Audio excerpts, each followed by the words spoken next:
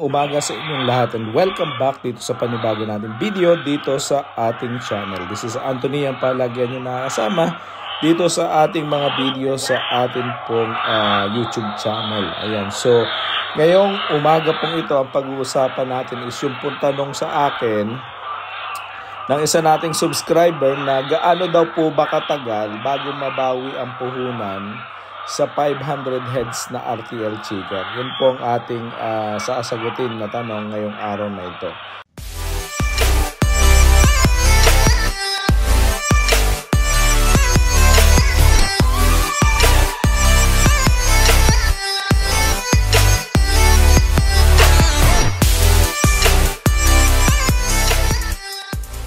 Hey, yan. Maraming salamat for staying in. Ayan, sa lahat po ng mga patuloy na sumusuporta at sumusubaybay sa mga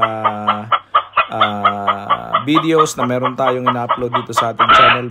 Maraming salamat po. Shoutout po sa lahat ng mga subscribers natin, mga bago nating subscribers. Maraming salamat sa inyo pong pagsuporta. Ayan, so katulad po na nasabi ko, tayo po ay sasagot ngayon sa katanungan ng ating isang subscriber na gaano daw po ba katagal mabawi ang puhunan sa 500 heads na RTL chicken. So, kwentahin natin kasi meron po tayo ditong naunang 500 heads dito sa ating farm.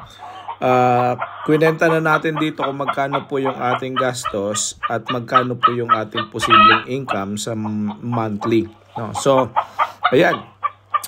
Unahin po natin yung ating gastos sa ating RTL na 500. So, nung unang-una po natin binili to ay nasa 390 pesos pa po ito ang presyo ng per head. No? So, 500 times 390 pesos, yan po ay pumapatak ng 195,000 pesos. No? So, bear in mind po na medyo mura to, medyo hindi mahal kasi ito po ay nabili natin noong Mayo pa. So, noong Mayo ay medyo mura pa po ang mga presyo ng manok ng mga panahong yan. Ayan. So, pero ngayong mga bare months na medyo mahal na po ang presyo ng manok kasi malapit na po ang Pasko kaya ganoon. No? So, pagka po kasi may mga ganitong okasyon, nagmamahal presyo ng itlog, nagmamahal din po yung nagpuproduce ng itlog. Ayan. So, mahal din ang mga manok.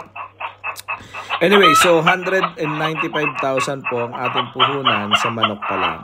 So, meron po tayong 82,500 na puhunan para naman po ito dun sa mga cages. No? Ito yung mga pinagkukulungan natin ng ating mga manok, yung mga battery cages. So, 11 po yung battery cages na binili natin para sa 500 heads na yan.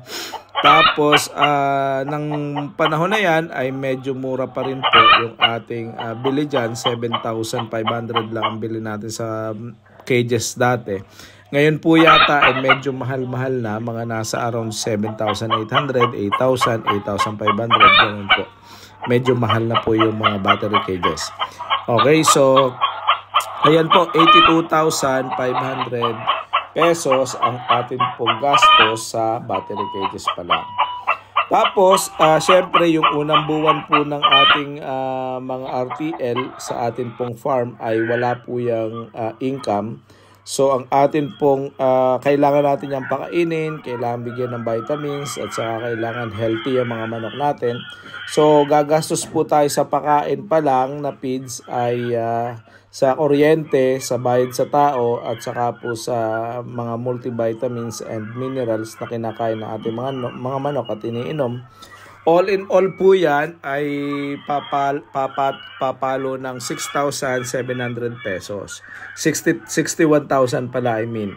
So 61,700 pesos ang inyong magagastos dun sa unang buwan. No, so sasama natin yan sa buong capital expenditure natin. Papalo po yan ng 339,200 ang atin pong initial na puhunan ng initial nating capital. So medyo mahal po yan guys, medyo malaki-laki, 339,200. Kaya nga, ang nagiging problema dyan at laging tinatanong is paano ba mababawi yan, Sir Anthony, yung 339,000 na sinasabi mo? Paano mababawi yan at gaano katagal ang return of investment, no? So, yan yung ating sinasagot dito sa video na to. So, ngayon, subukan natin na i-calculate, no, guys. So, yung 500 heads natin, sabihin natin 85% lang yung standard na rule of thumb, 85% lang po ang pinuproduce na itlog niyan. So, yan po ay magpuproduce ng, yung 85% magpuproduce po yan ng 425 eggs. Tapos, itatimes mo yung 425 po sa 30 days. So, yan ay papatak ng mga nasa 12,000 mahigit po na itlog. So, 425 times 30 days, 12,750 ang itlog na mapuproduce ng ating mga manok sa loob ng isang buwan. Itatimes po natin yan sa 7 pesos, which is the current prevailing average price. So, yan po ay magbibigay sa atin ng 89,250 pesos na gross income. Ngayon, babawasin natin yung monthly nating expenses, which is nasa around 61,700 pesos. So, 89,250 minus 61,700, papatak po yan ng 27,550. Yan po yung gross nating profit, no? So, hindi pa natin nabawas dyan yung ating puhunan. Ngayon, i-divide o itatimes natin yung ating initial capital na 339. Itatimes po natin yan, guys, doon sa 27,550. Nakita natin na gross profit natin. So, itatimes natin ngayon tong 27,550 sa loob po yan ng i-divide po pala natin yung 339,200 doon po sa ating kinita. So, 27,550, papalo po yan ng mga nasa 13 months. No? So, 339,200 divided by 27,550, ang magiging kwan po niyan ay nasa 12.3 months. So, mga nasa kulang-kulang isang buwan at kalahati ay mababawi na po natin yung ating puhunan. No? So, kung kayo po ay nag-alaga ng manok at yan po ay kumikita na, ang puhunan po ninyo, yung unang capital ninyo sa manok, sa battery cages, sa expenses, etc., etc., yan po ay mababawi nyo sa loob ng 12 buwan at saka mga nasa around 15 days. No? Mababawi nyo po yan. Ang problema dyan is wala kayong gagastusin. Siyempre, yung kinikita ay napupunta sa pagbabayad ng kapital. Okay? So, yung remaining po natin, kung 20 months po ang ating sinasabi na commercial viability ng ating mga manok, so meron kayong natitirang 8 months. So, yung 8 months natin, itatimes po natin yan sa 27,000, 8 times 27,550. Ang atin pong magiging kita sa loob ng isang cycle is nasa around 220,400. Yan po ay doon sa conservative na 85% lang po ang yield at ang ating gastos ay 61,700 per month. So, matitira natin ay 27,550. Kung yan po ay itatimes natin sa remaining 8 months, ay ang magiging sagot po niyan ay 220,400 pesos. So, yan po ang magiging kita at sigurado ako na yan naman ay hindi nakakahiyang kita. 220,400 pesos sa unang cycle po natin sa ating pagmamanukan. Siyempre, pagka tayo ay second cycle na, mas makakamura po tayo dahil tayo po ay meron ng mga battery cages at tayo po ay posible na kumita. So, hindi na natin bibilhin kasi yung mga battery cages na yan at saka yung mga added expenses pa. Okay? So guys, yan yung ating tanong ay gaano katagal mabawi ang puhunan sa 500 heads na RTL chicken. Ang sagot po ay 13 months o 12 and a half months. 12 and a half months ay mababawi mo na yung puhunan mo, yung may return of investment ka na.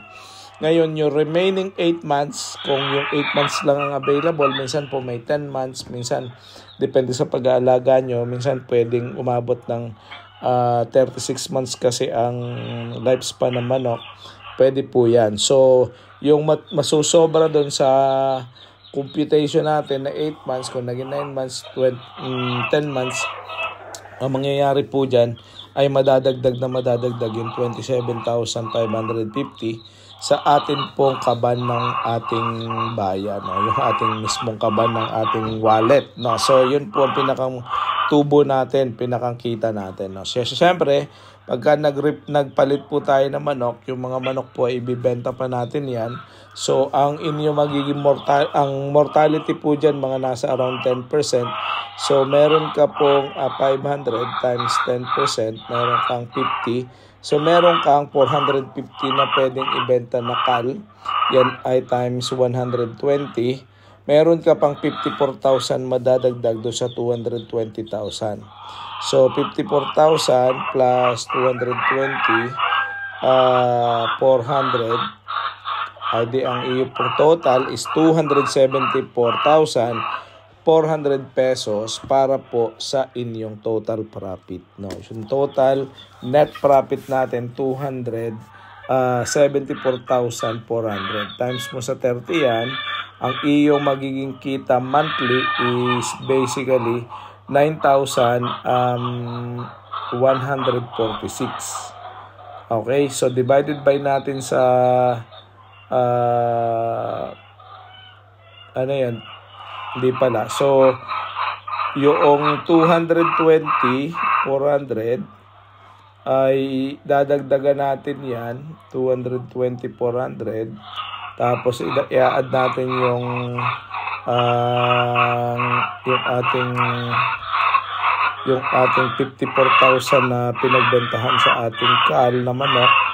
Meron tayong 274,400 na kita sa isang buwan.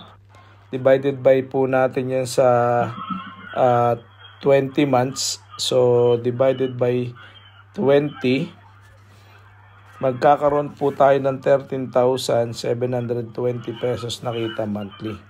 So, yan po ang ating magiging kita. Bear in mind na yung 13 na yan ay isang cycle. Yung nauna nating 13 months ay nabayaran na natin yung puhunan.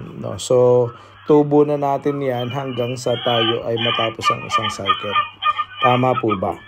So, yan guys, 274,400 sa isang cycle kapag ka ikaw po ay mag-aalaga ng RTL chicken. Nakuha mo na at naibalik mo na yung puhunan, kumita ka pa. Okay? So maraming salamat guys at hopefully ay medyo nakatulong itong video na to at kung hindi ka pa nakasubscribe, please subscribe. Maraming salamat. God bless. See you all sa susunod na video. Bye-bye.